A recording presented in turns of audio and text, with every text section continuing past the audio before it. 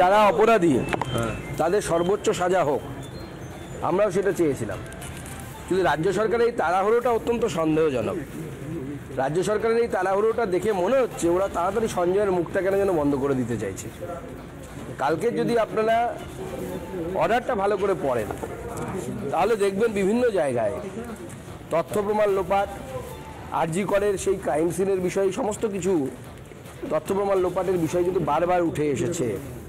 অতএব কালকেরটা শেষ নয়, this is just the beginning. আমার মনে হয় রাজীব কুমারের মতো পুলিশের ডিজির নাম তার মুখে এসছে, এই সমস্ত বিষয় আমার মনে হয় তদন্ত হওয়া প্রয়োজন। এবং শুধু সঞ্জয় নয়, সঞ্জয় সহ যারা এই ঘৃণিত অপরাধে যারা জড়িত প্রত্যেকের ক্যাপিটাল পানিশমেন্ট হওয়া দরকার, শুধু একা সঞ্জয়ের না। ফাঁসি চেয়ে হাইকোর্টে আবেদন রাজ্যের। অভয় মামলায় দোষী সঞ্জয় রায়ের ফাঁসি চেয়ে আবেদন রাজ্যের তরফ থেকে করা হয় এবং সঞ্জয় যাবজ্জীবনের রায়কেই কার্যত চ্যালেঞ্জ জানিয়ে হাইকোর্টে এই মামলার আবেদন। বিচারপতি দেবাংশু বসাকের ডিভিশন বেঞ্চে আবেদন করা হয়েছে। আবেদন রাজ্যের অ্যাডভোকেট জেনারেল কিশোর দত্তের। মামলা দায়েরের অনুমতি হাইকোর্টের। বিচারের নামে কার্যত প্রহসন হয়েছে প্রমাণ লোপাটের জন্যই তাড়াহুড়ো, পাল্টা রাজ্যকে তোপ বিজেপির। প্রথমে আপনাদেরকে বক্তব্য শোনাই মমতা বন্দ্যোপাধ্যায়। যে রায় গতকাল সামনে এসেছে তাতে সন্তুষ্ট নন, তিনিও হতাশা প্রকাশ করেছেন। পাশাপাশি তিনি বলেছেন যে রায় হয়েছে তাতে সর্বোচ্চ শাস্তি হওয়ার দরকার রয়েছে।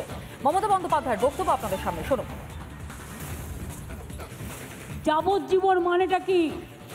অনেক কেসে আমরা দেখেছি 2-3 বছরে বেরিয়ে গেছে, পেরোলে বেরিয়ে যায়।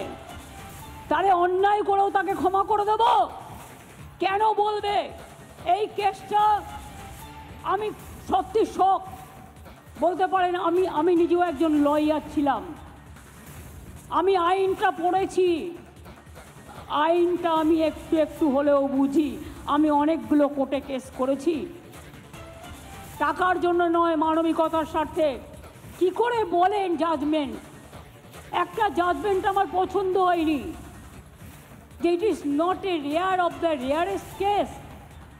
আমি মনে করি yes, it is the rare, sensitive and very very heinous crime. এবং ক্রাইম করে যদি কেউ বেঁচে যায় সে তো আবার ক্রাইম করবার চেষ্টা করবে। যারা অপরাধী তাদের সর্বোচ্চ সাজা হোক, আমরাও সেটা চেয়েছিলাম।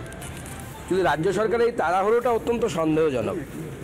রাজ্য সরকারের এই তাড়াহুড়োটা দেখে মনে হচ্ছে ওরা তাড়াতাড়ি সঞ্জয়ের মুখটা কেন যেন বন্ধ করে দিতে চাইছে। কালকে যদি আপনারা অর্ডারটা ভালো করে পড়েন তাহলে দেখবেন বিভিন্ন জায়গায় তথ্য প্রমাণ লোপাট, আরজি করের সেই ক্রাইম সিনের বিষয়ে সমস্ত কিছু তথ্য প্রমাণ লোপাটের বিষয় কিন্তু বারবার উঠে এসেছে।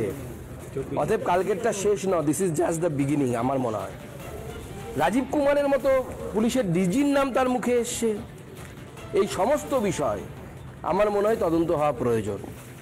এবং শুধু সঞ্জয় নয়, সঞ্জয় সহ যারা এই ঘৃণিত অপরাধে যারা জড়িত প্রত্যেকের ক্যাপিটাল পানিশমেন্ট হওয়া দরকার, শুধু একা সঞ্জয়ের না।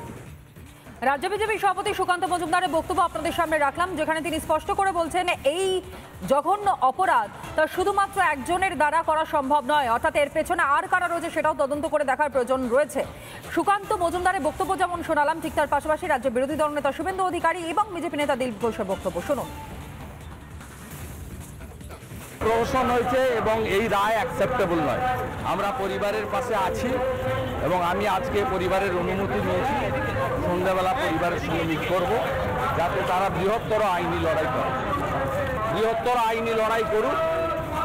আমরা সম্পূর্ণভাবে ওনার পরিবার একাই যথেষ্ট, আমরা পাশে থাকব এবং এই পরিবার যা যা বলছে তার প্রতি আমার পূর্ণ সমর্থন। ডেড বডিটা পুড়িয়ে দিলেন কেন? এভিডেন্স একটাই ছিল মাত্র। উনি আজ পর্যন্ত কটা লোককে ফাঁসি দিয়েছেন? বাকপি কাণ্ডে কারো ফাঁসি হয়েছে কি, নাকি কামদুনিতে ফাঁসি হয়েছে? প্রতিদিন খুন ধর্ষণ হচ্ছে। একটা যদি ফাঁসি দিয়ে দেখিয়ে দিতেন যে পারি আমরা, তাহলে আজকে এগুলো বন্ধ হতো। আজকে মানুষ সন্দেহ করছে মমতা ব্যানার্জিকে যে তার আঁচলেতে এই খুনের দাগ লেগে আছে, ডাক্তার খুনের। তার সরকারের দিকে, তার পার্টির দিকে লোকে আঙুল তুলছে। তাই বাধ্য হয়ে এসব ভালো ভালো কথা বলছেন। এখনো সময় আছে, তদন্ত চলছে। উনি সমস্ত তথ্য দিন, বাকিদের ফাঁসি হবে, আর যাদের ফাঁসি হবে তাতে ওনার বুকের পাঁজর ভেঙে যাবে। কংগ্রাচুলেশন জানাবো মমতা ব্যানার্জিকে, তিনি তার চক্রান্ত সফল করেছেন। ধন্যবাদ, সেই জন্য তিনি সফল হয়েছেন। নানা ধরনের কন্টেন্ট দেখার জন্য লাইক করুন, শেয়ার করুন আমাদের ফেসবুক পেজ, সাবস্ক্রাইব করুন আমাদের ইউটিউব চ্যানেল। পাশাপাশি অন্যান্য ব্রেকিং নিউজের জন্য অবশ্যই চোখ রাখুন রিপাবলিক বাংলায়।